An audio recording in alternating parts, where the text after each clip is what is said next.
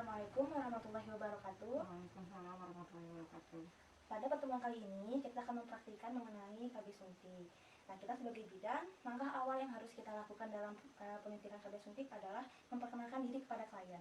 Nah, setelah itu kita harus menggali juga identitas klien seperti nama, umur, alamat, agama, tingkat pendidikan, lalu paritas dan juga jangka persalinan.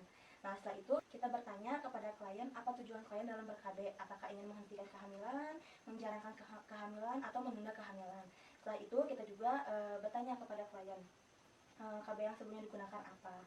Setelah itu kita menjamin kepada klien dengan kerahasiaan klien akan kita jaga. Lalu setelah itu kita juga memberikan informasi umum mengenai KB menggunakan ABPK.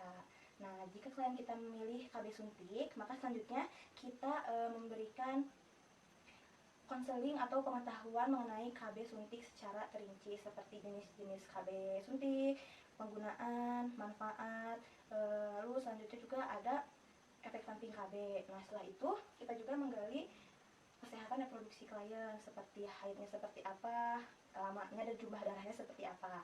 Setelah itu kita juga bertanya riwayat seperti riwayat kehamilan ektopik, lalu apakah ibu dalam usia lebih dari 30 tahun, apakah ibu merokok secara aktif, apakah ibu mempunyai riwayat penyakit seperti epilepsi atau TBC.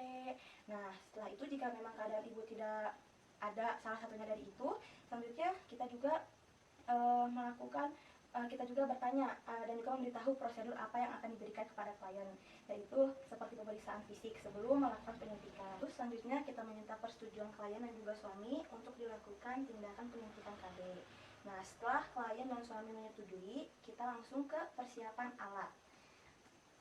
Di sini untuk persiapan alat alat penyuntikan ada bak instrumen yang isinya handscoon, lalu ada spuit 3 cc, lalu ada needle 3 cc, ada 1 vial obat KB dan juga ada kapas alkohol. Selanjutnya di sini kita anggap boneka ini adalah klien kita. Langkah pertama yaitu kita melakukan pemeriksaan tanda-tanda vital. Tanda-tanda vital ibu normal. Selanjutnya kita ke bagian mata. Di bagian mata kita melihat apakah ada anemia atau ada ikterus. Ibu punten ya, lihat ke atas. Saya mau memeriksa mata. Keadaan mata normal. Selanjutnya kita ke bagian payudara. Di bagian payudara ini kita mempalpasi untuk melihat adanya massa. Di payudara normal. Selanjutnya kita ke bagian perut. Di bagian perut atau abdomen kita memeriksa adanya nyeri tekan, adanya bola temen atau adanya massa. Di bagian perut normal, tidak ada kelainan. Selanjutnya kita pindah ke bagian tungkai. Di sini di bagian tungkai kita akan melihat adanya varises. Nah, ibu karena tidak ada varises dan keadaan normal, maka selanjutnya saya akan melakukan penyuntikan. Selanjutnya klien sudah berada di posisi tengkuk. Selanjutnya kita ke bagian obat. Di sini obat vial, hal yang harus kita perhatikan adalah benar obat, benar dosis, benar pemberian dan tanggal. Nah, di sini sudah benar, semuanya sudah sesuai, maka selanjutnya kita persiapkan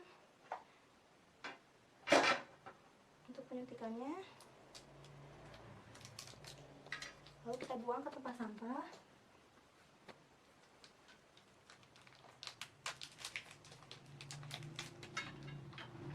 Kita buang ke tempat sampah. Selanjutnya kita buka penutup kapas alkohol dan kita menggunakan sarung tangan atau handscoon.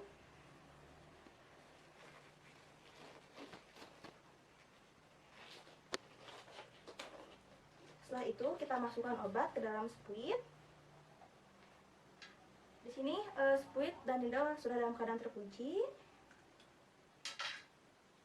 Selanjutnya kita masukkan.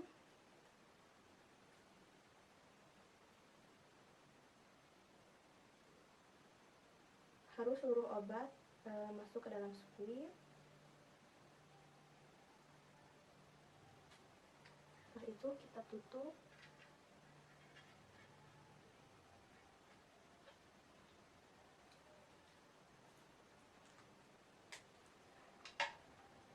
Setelah itu kita menggunakan satu handscoon lagi.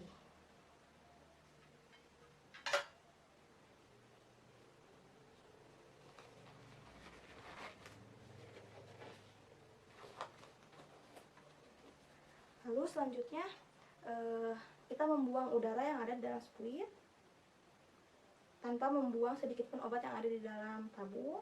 Setelah itu kita ganti needle ini menggunakan needle yang baru. Nah, setelah kita kunci, selanjutnya kita buang lagi udara yang ada di tabung spuit.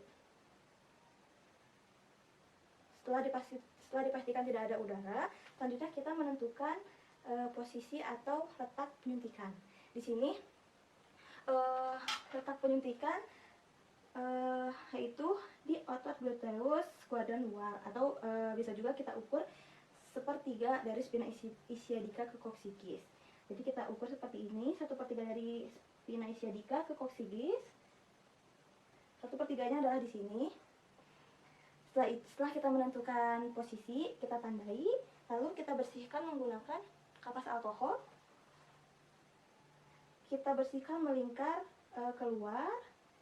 Setelah itu kita lakukan penyuntikan dengan cara intramuskular atau setara dengan 90 derajat. Ibu, sekarang saya akan melakukan penyuntikan. Mohon tarik nafas. Lalu selanjutnya kita aspirasi untuk melihat apakah ada darah yang terbawa.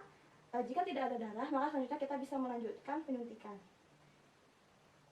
Setelah semua obat masuk ke dalam bagian tubuh ibu, lalu kita cabut secara cepat jarum suntik. Lalu selanjutnya kita buang ke dalam larutan klorin. Setelah itu kita beritahu kepada klien bahwa penyuntikan sudah selesai. Ibu, penyuntikan sudah selesai dilakukan. Selanjutnya mangga ibu pakai celana lagi. Setelah itu kita membersihkan alat-alat. Setelah itu kita buang spuit ke dalam tempat sampah tajam. Nah, setelah itu kita membuka sarung tangan. Lalu selanjutnya kita memberitahu kepada klien bahwa penyuntikan sudah selesai. Lalu kita juga tidak lupa untuk memberikan kartu kunjungan ulang kepada ibu. Setelah itu kita juga tidak lupa memberitahu atau memberi informasi bahwa nanti akan ada efek samping seperti mual muntah, namun akan hilang selama satu atau 2 kali penyuntikan. Lalu ibu harus datang ke pelayanan kesehatan jika ibu merasa tidak haid selama lebih dari 2 bulan. Lalu jika ibu mengalami perdarahan yang hebat dan tidak berhenti. Lalu jika ibu mengalami mual, pusing, atau yang berlebihan. Lalu selanjutnya kita melakukan pendokumentasian. Setelah itu klien diperbolehkan pulang jika memang tidak ada pertanyaan atau yang ditanyakan lagi.